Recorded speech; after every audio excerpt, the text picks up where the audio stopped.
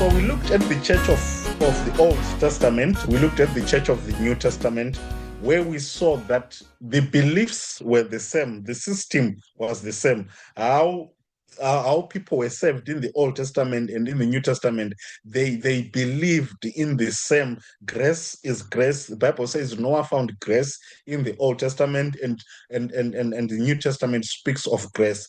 So the emphasis was the generations come and go, time comes and goes, but the principles of God remain the same. Those who believe in those principles, those who espouse the principles of God, are the church of God.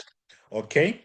So, which brings other issues of God, not to want to complicate things. Jesus says, I have some who are currently not in this fold, to say, according to the light that we receive, someone may not necessarily belong to an organization, but as far as the light they have, they do exactly that which they know God wants them to do. Hence, they are part of God's family. Espousing the light of God makes you be part of the church of God in a particular generation. So we looked at the Old Testament church.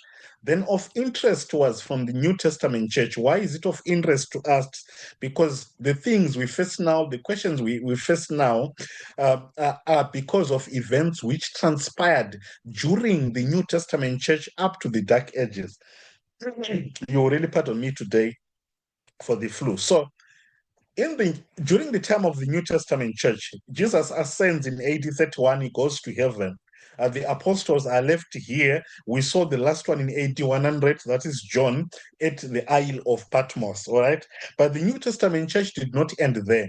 After all the apostles had died, during the first century, second century, it was still the New Testament church, but just generations were now coming in and going. It is during this period that we find Constantine. There are a lot of things that happened, but this one had major shifts as far as our beliefs are concerned. It was during the time of the New Testament church where, for example, the day of worship was changed. And then later on, in 538 AD, as we saw, during the time of the Dark Ages, when the papacy was not only a religious power, but also the political power, then all the other things took place. So we looked closely at this, at how the days came to be, to say the pagans or heathens, they worshipped God on each and every day. First day, second day, third day, they had a God that they would worship on that particular day. So they named the days after their gods. So it's important really to note that the names of the week as we have them today are actually dedicated to the gods of the pagans. Okay, the day of the sun, we call it Sunday. The day of Woodan, we call it Wednesday, etc., etc. So we looked exactly at how it was in the Old English and how the words moved. So, for example, from Sundag to Sunday today, which simply meant the day of the goddess or the day of the sun. So we saw that. But I want us to see further. What I want us to notice is, or one of the questions I want us to answer is, we looked at reformers and why they reformed, number one, and then we saw the birth of Protestant churches. But the question is exactly, why were they protesting, and why do we have Protestant churches? Was there any need for the reformers? What was the issue, and where are we today? Then when we clear that, we have cleared the way now for the last part, that is the Church of the Remnant, that we are going to look at for the entire study. So I wanted us to read this as we get into that. Great Controversy, page 49. It says, the nominal conversion of Constantine in the early part of the 4th century, that is specifically, that is AD 321, caused great rejoicing, and the world, cloaked with a form of righteousness, walked into the church. So it caused great rejoicing, and the world cloaked with a form of righteousness, walked into the church. So this is where the apostasy, which was prophesied by Paul in the book of Thessalonians, took place, to say that day will not come until there is a falling away first, that the men of sin be revealed. So this is how it began. So 321, Constantine says, I'm now a Christian. Therefore, because he had Christians and pagans in his empire, he needed to unite the two. He said, I'm a Christian, everyone should now be a Christian. That's why the spirit of prophecy says the world walked into the church. Hence, we had the beginning of the union of the church and the state. Okay, now the work of corruption rapidly progressed. It seems Ellen White is also borrowing the language of Paul, not exactly using the words. Paganism, while appearing to be vanquished, became the conqueror. Yes, spirit controlled the church. Her doctrines, ceremonies, and superstitions were incorporated into the faith and the worship of the professed followers of Christ. So I want to be very clear that during the church of the New Testament, they were simply called Christians, remember, from Antioch. Okay, they were simply called Christians. Then we had Jews who rejected Christ. Then we had pagans. Generally, that was the division during the time of Constantine: Christians, Jews, pagans. But to pagans, Christians and Jews were the same religion. Okay, so when Constantine, as a Roman emperor, as a ruler of the entire world, said, I'm now a Christian, he said Christianity is now the religion of Rome. So follow me. Therefore, since it became the religion of Rome, the church became the Church of Rome. Hence, it's called the Roman Catholicos Church. Catholicos in English is Catholic. Basically, it was not necessarily from a biblical perspective, but from the imperial perspective, to say this is the church of the empire, because it's the church of the empire. Therefore, it should be universal. Why were they using the word universal? Everyone in the entire empire should become of this religion, because it's now the religion of the empire. Hence, Catholicos means universal. It's like a command, an instruction. So it was the church, or it became the religion of Rome. Hence, it became the Roman Catholicos Church, or the Roman Catholic Church. Now, this is how the Roman Catholic Church, as we, according to the 21st century, it's said to be the first church. That's where the aspect of it being the first church comes from, in the sense that, as far as the named churches that we know, Methodist, Seventh-day Adventist, Lutheran, Roman Catholic in that sense is the first church, in the sense of naming the churches as we know today. However, we know that this was the commencement of the Roman Catholic Church, not the commencement of the New Testament Church. The church was already there. One. Number two, when this became a universal church, we saw that not everyone joined this church. There are those who rejected the idea and remained worshiping God in spirit and in truth. And of note, we noted the Waldenses, which I advise that let us go and read that chapter. It must be chapter 4 in the book Great Controversy, and some history. And I'll also post some videos on YouTube, those who have really dug deeper and visited the places, so that the whole story becomes alive. So the Church of God remained present, okay? But on the surface, the church that was being seen was the Roman Catholic Church. Not that it was correct, but that was the church of the empire. Hence, it became prominent.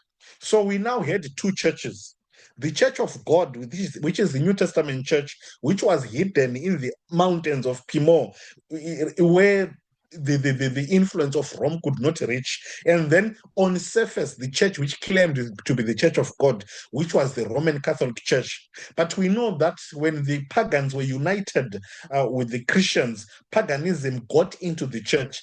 Hence, it apostatized. It was an apostasy. It was not a continuation of the New Testament church, but it was an apostasy. Hence, we had the apostate church, which is the Roman Catholic Church, and the Church of God, which was, as we saw, sent into the wilderness. I hope that part is clear. Hence, I'm now moving from that. Page 50, Great Controversy says the prophets had declared that the purpose was to think to change times and laws. Daniel 7, verse 25. This work, it was not slow to attempt to afford the converts from heathenism a substitute for the worship of idols, and thus to promote their nominal acceptance of Christianity. The adoration of images and relics was gradually introduced into the Christian worship. The decree of a general council finally established this system of idolatry. To complete the sacrilegious work, Rome presumed to expunge from the law of God the second commandment forbidding image worship, and to divide the 10th commandment in order to preserve the number. So I just want us for the next minutes just to expand on this. This quotation is pregnant. We just want to tear it apart and see exactly what Ellen White said and how exactly did it happen. So I wanted to take note of certain things. Okay, it says here to afford converts. If you follow my cursor, there was a substitute of worship for the worship of idols, number one, and also the adoration of images and relics, number two. We're going to see that. And also there was a decree of a general council. So there were councils that decreed establishing the system of idolatry. So something would be introduced and then it would be made formal or universal or decreed through councils. We're going to see that. And then finally, of course, they then changed the law of God. So let's see that in action a little bit. So we saw that in 321 AD, that's where the first decree by Constantine was done to say, let us start worshiping on Sunday. All right. But it was officialized in 364 AD when a council of Laodicea, the council of churches, they met there, the church leaders, and they made it a law, they made it a doctrine, they made it final that this is what must be done. Okay. So you're going to see that councils were being set, and in your studies, you meet a lot of these councils where such things were being decreed. Then in 337 AD, we had the introduction of the relic worship. Basically, this is whereby the Christians would open the tombs or the graves of the saints, and then they would take relics. Relics are simply things that they had before. All right, it could be physical objects, it could be their clothes, it could be whatever it is. Then they would hold them sacred, venerating those physical things, because it was an ancient pagan, or I mean, a pagan a system of worship. Now that they were into the church, they wanted to do the same thing. Hence, it was formalized in 337 AD. This is exactly what Ellen White was talking about when she says the adoration of images and relics. We also saw the introduction of the rosary in 366 AD, basically a string of beads that are used to count Mary, but in particular, the Hail Mary, that is during meditation. There is a structure that is followed, which is a repetitive prayer to Mary, not necessarily directly to God. We're going to look into that a little bit more just in a second. Mass was introduced in 394 AD. So what is this Mass exactly, and its value today? So it is basically, whenever Catholics meet, they do the Mass. It's central to the Catholic worship service whenever they meet. But the idea, the big idea behind is the Eucharist, because they believe that the bread and wine literally become the body and the blood of Christ, what is called transubstantiation, if I'm pronouncing that term correctly. We're going to just look into that a little bit more in a second. And then the eternal atonement was introduced in 590 AD. I just want to paint a picture to say, why did the reformers start to reform? Why do we have Protestant churches? What were they protesting against? I think you can start to see exactly how this was happening. So this eternal atonement doctrine, which was introduced in 590 AD, became something which also led to other things that we are going to see. Basically, it's a doctrine that teaches that the wicked, they suffer consciously unending torment in hell. All right. Which introduced the system of purgatory and how people had to raise, how the church raised money through the purgatory system, as we shall see just in a moment, through indulgences, which were formalized, of course, in 799 AD.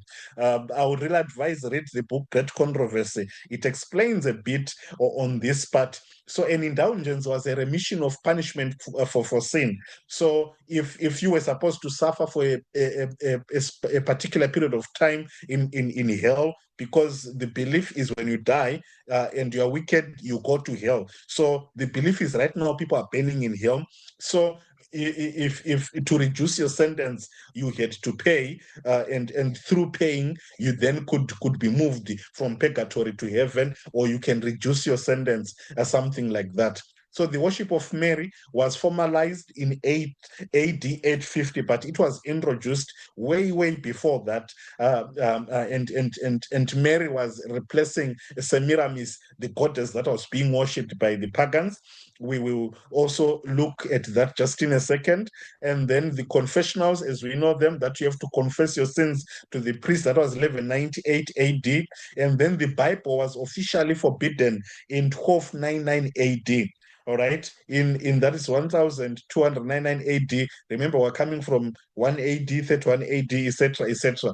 So the Catholic Church started to restrict ordinary people from reading the Bible. So the Council of Toulouse in 1299 forbade by law that lay people read the Bible, because it was thought that they were misinterpreting it, and by misinterpreting it, they were now going against the church. Therefore, it was decreed that only church leaders can read the Bible. Infant baptism in 1311, where even children, though they may not understand what's happening, were baptized. But of more importance was what was being introduced here was sprinkling. So it was a move from baptismal by immersion to sprinkling by water. So from the New Testament times, baptism was through immersion. The whole body is immersed into the water, and then you come out once. Then sprinkling was introduced around this time. And then in 1563 AD, tradition through the Council of Trent. I think we have heard of the Council of Trent. This was one of the pivotal councils in history, in church history, because in this council, they agreed that there are certain traditions of the church which are above scripture. So what that meant was that if the church leaders agree on a particular thing, or if something is tradition to the church, it should be regarded as sacred as the Bible itself. So this was very interesting, and it was introduced in 1563. Now, allow me just to read a few quotations to make this a little bit clearer, and then we go. So I'll start with Great Controversy, page 59, which says, the scriptural ordinance of the Lord's Supper had been supplanted by the idolatrous sacrifice of the Mass. So we're talking about transubstantiation. Hopefully, I'm pronouncing it well, difficult word. So she says here, the scriptural ordinance of the Lord's Supper had been supplanted by the idolatrous sacrifice of the Mass. Papal priests pretended by their senseless mummery to convert the simple bread and wine into the actual body and blood of Christ. That is Cardinal Wiseman, the real presence of the body of and blood of our Lord Jesus Christ in the blessed Eucharist, approved from Scripture, Lecture 8, Section 3, Paragraph 23, being quoted by the book Great Controversy. So she continues and says, with blasphemous presumption, they openly claimed the power of creating God, the creator of all things. Christians were required, on pain of death, to avow their faith in this horrible, heaven-insulting heresy. Multitudes who refused were given to the flames. That is to say, they were burned. So the belief is through this Mass, okay, they convert the simple bread and wine into the actual body and blood of Christ. It's said in some secret societies that are associated with Catholicism, actually the Lord's Supper, they bring actual flesh and actual blood, not just bread. Okay, so to them, the teaching is through their power, they are actually creating, okay, God, the creator of all things. So this mass is a recreation of God himself. Hence, those who went against this great controversy says multitudes who refused were given to the flames. All right. Reading from Roman Catholicism, page 127, it says, the Pope takes the place of Jesus Christ on earth. The divine right, the Pope has, sorry, by divine right, the Pope has supreme and full power in faith and morals over each and every pastor and his flock. That's why he is the Papa. He is the true vicar of Christ, that is to say, the representative or the one who takes the place of Christ here, the head of the entire church, the father and teacher of all Christians. He is the infallible ruler, the founder of dogmas. That's why they had to decree that tradition is above the Bible, because he can found things that should be believed. The author of and the judge of councils, the universal ruler of truth, the arbiter of the world, the supreme judge of heaven and earth, the judge of all, being judged by no one, God himself on earth. So this is what Catholicism says the Pope is, okay? Just trying to see why reformers were reforming. Page 59, still another fabrication was needed to enable Rome to profit by the fears and the vices of her adherents. This was supplied by the doctrine of indulgences. Full remission of sins, past, present, and future, and release from all pains and penalties incurred were promised to all who would enlist in the pontiff's wars.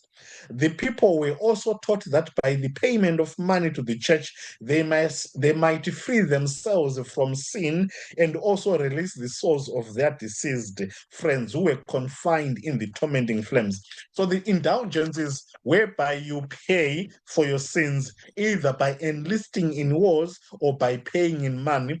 This is by far the greatest way that Catholicism raised money. Catholicism is rich today and has been rich in the past because of, to the large part of this. So number one, people would go to war for the papacy, and when they go to war, they would plunder and bring the proceeds to Rome. That's number one. Number two, masses in the entire empire were paying so that their sins may be forgiven, or so that their loved ones who are dead may be transferred from hell to heaven. Number three, those who were refusing, they would actually be burnt alive. Stadiums would be filled by people watching those who were called heretics because they had refused to abide by this. Just that is during the Dark Ages. So either lions would be opened for them and they'll be chased, or they'll be burned on the stake, and masses would come in to enjoy, would pay. So over the years, the church amassed great wealth through all this, hence the riches today.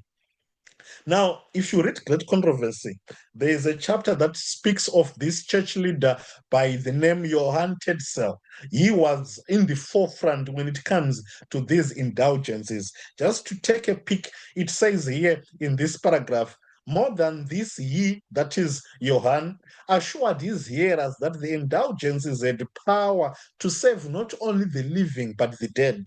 That the very moment the money should clink against the bottom of the chest, the soul in whose behalf it had been paid would escape from the purgatory and make its way to heaven. So if you were to put your money in the container, the moment that money clicked at the bottom of the container, whoever that you are paying for would escape from purgatory, that is from the current burning hell, and would make its way to heaven. I hope it's making clear why reformers had to reform. Now I'm going to look at the last one, which is that of the veneration of Mary, the mother of Jesus, as they call her. In 1854, the papacy declared Mary sinless. And in 1951, they declared that she had ascended unto heaven, where she was crowned as the Queen of Heaven. This was called the Assumption of Mary. Um, Sometimes I don't like conspiracy theories or things like that, but sometimes how these things are exact, such that they move from just being theories, because in paganism, even during the time of Babylon, they believed that the mother of Nimrod, as when she died, she ascended to heaven and became the queen of heaven. All right.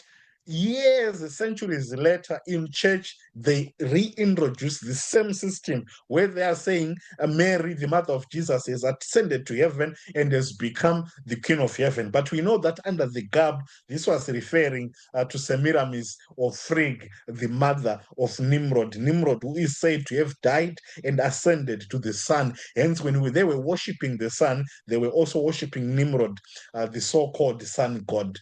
Anyway, various names apply to the Virgin Mother. I'm quoting from the Seventh Day Bible Commentary, where it comments on Jeremiah chapter 17. It says various names apply to the Virgin Mother, goddess, contain an element meaning lady or mistress, as Nana, Inini, Inini Beltis, which is the names that have been used to refer to the Queen of Heaven. That is Ishtar or Easter, as we say in English, or it could be Semiramis, the mother of Nimrod, or Venus if it's in Rome, and all that. Some of the designations were Beotini, My Lady, the exact equivalent of the Italian Madonna, Beotini, Our Lady and Queen of Heaven, the name under which Ishtar was worshipped on the housetops as morning and evening star, with an offering of baked cakes, wine, and incense. So this is copying Jeremiah chapter 17.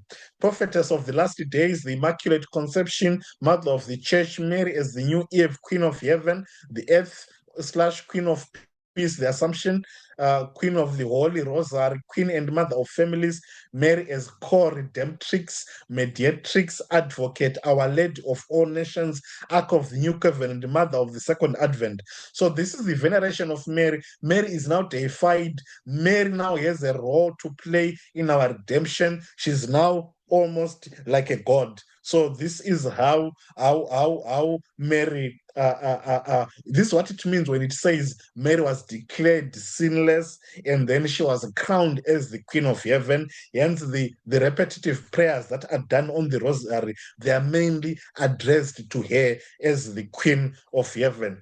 Now, it is my hope that I have highlighted some of the issues that the Christians were facing from the time of Constantine, especially after 538, when the Pope became also the emperor. So from 538 AD up to 1798 AD, the Pope was the emperor of the entire world. Now, this is important. Why? Because when it comes now to the issues of William Miller and the Second Advent movement and the formation of the Seventh day Adventist Church, it was formed in the backdrop of these things. These are the events which were happening prior to the formation of the church. So it will be important for our understanding to see how things moved and morphed to be where they are. And certain things, when we get to them, I'll be reminding you of these studies to say, as we referred to during them, now we are applying this as we study 1844, 1860, right up to this time. So the reformers, it could be Martin Luther, it could be John Huss, it could be Jerome, it could be John Knox, it could be John Wycliffe, who is said to be the herald of Reformation because he is the one who mainly publicly started speaking against the papacy when he was himself a leader in the church who said, no, what we are doing is wrong. All they were doing was speaking against the false doctrines which he had gotten into the church. Now, as I highlighted, now with this in mind, most of these reformers died without starting any church. But it is the people who followed after them who were then called by their names. For example, the Lutherans, because they were a group of people who believed in the teaching of Lutheran.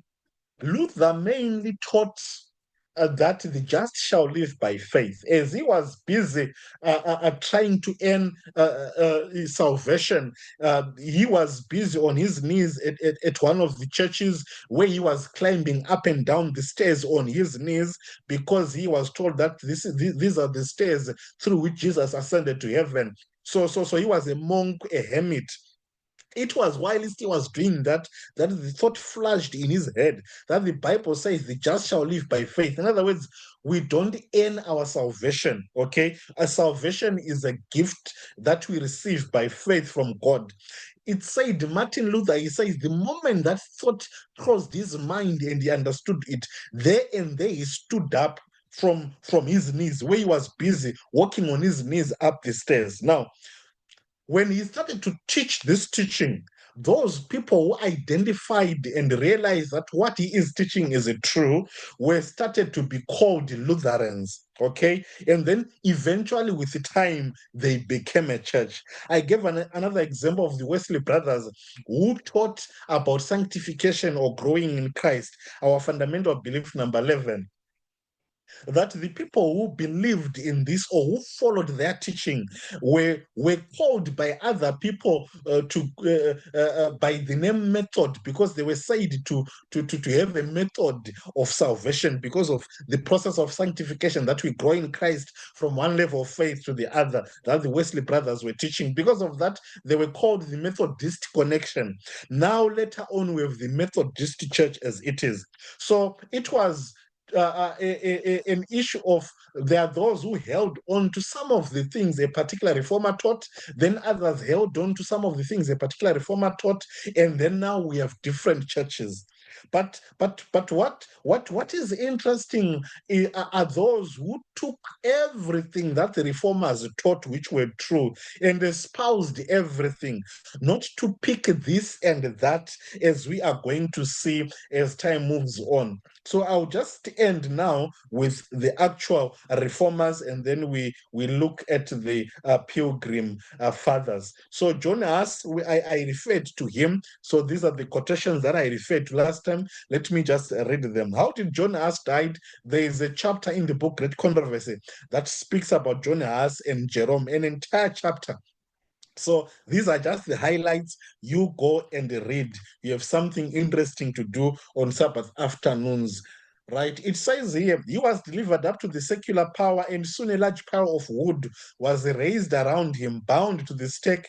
Huss was once more exhorted to save himself by recantation. What errors shall I renounce? He said. I know myself guilty of none.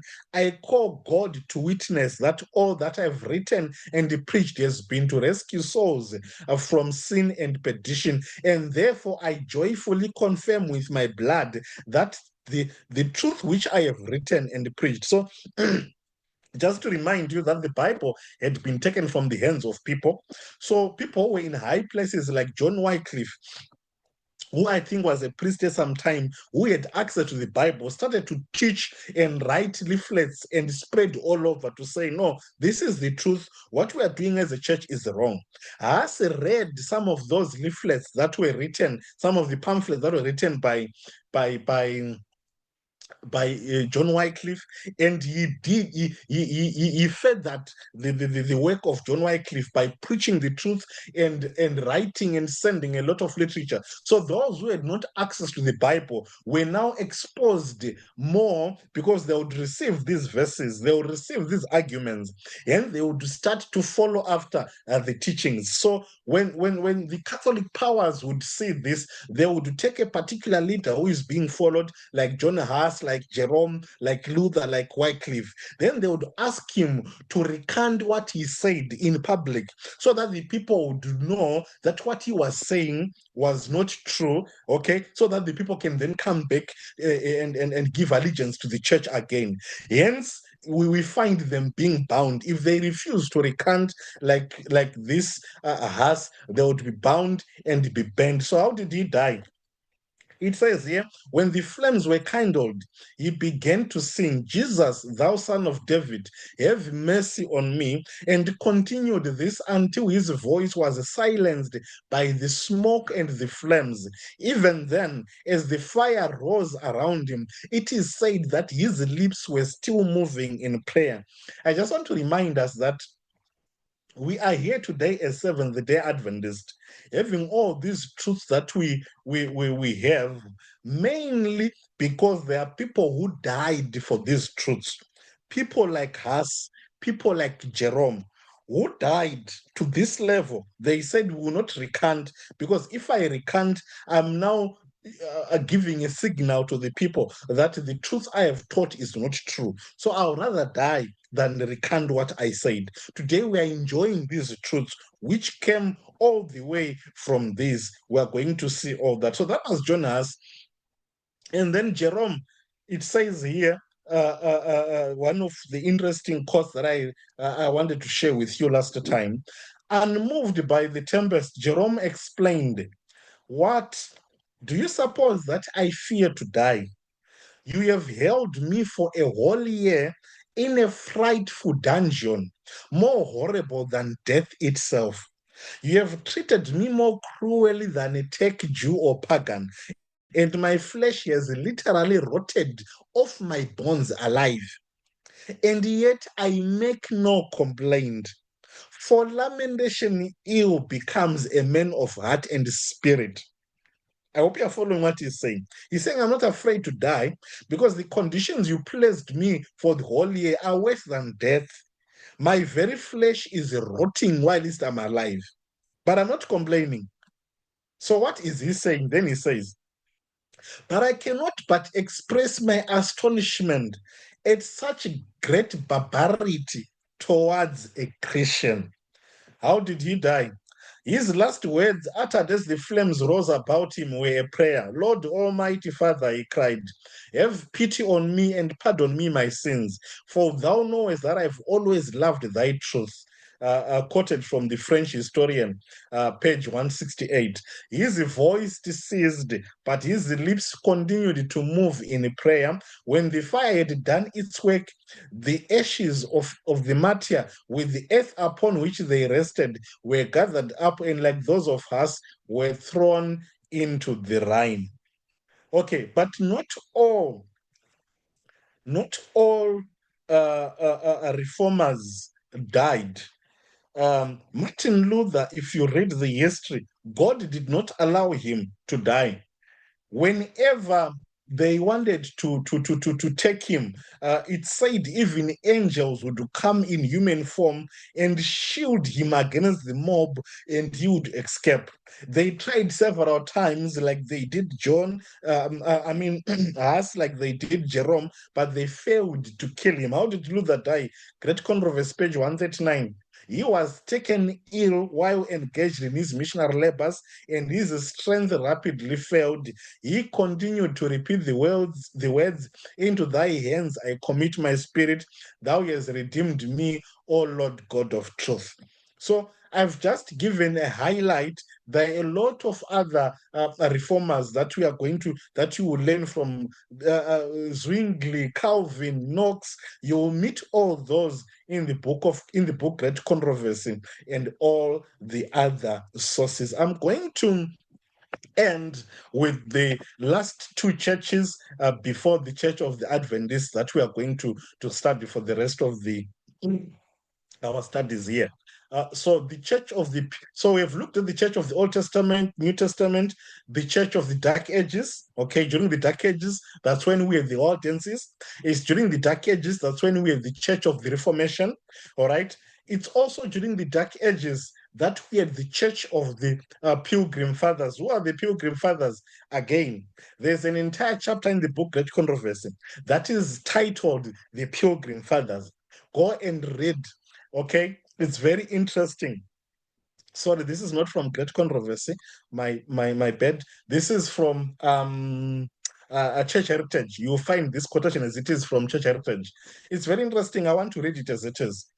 On September 16, 1620, remember Martin Luther, he had the 95 Theses, okay, that he held on the church in Germany. It was in 1517. So after the 95 Theses, basically Martin Luther had written 95 arguments against the teachings of the church. He was saying, church, we must repent. What we are doing is wrong. Here are my 95 reasons why we are wrong. So he wrote 95 arguments, okay, that he went and placed at the church in Germany. Thereby, everyone who came read for themselves because people had not access to the Bible. That was 1517. So after Martin Luther had done that in 1517, 100 years later, in 1620, we meet the Pilgrim Fathers who were there. On September 16, 1620, approximately 100 pilgrims, men and women of iron will religious fervor, set sail on the Mayflower for what is now known as the United States of America. Now, this is important. Follow me closely here.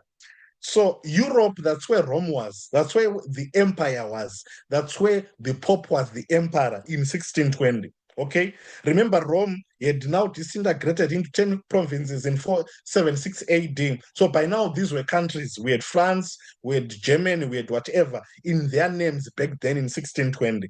But across the sea, there was a land which now we call North America. United States, Canada, across the sea. But there was no country per se because it was just part of an empire, all right? There were people there, but there was no state. No one was governing anyone.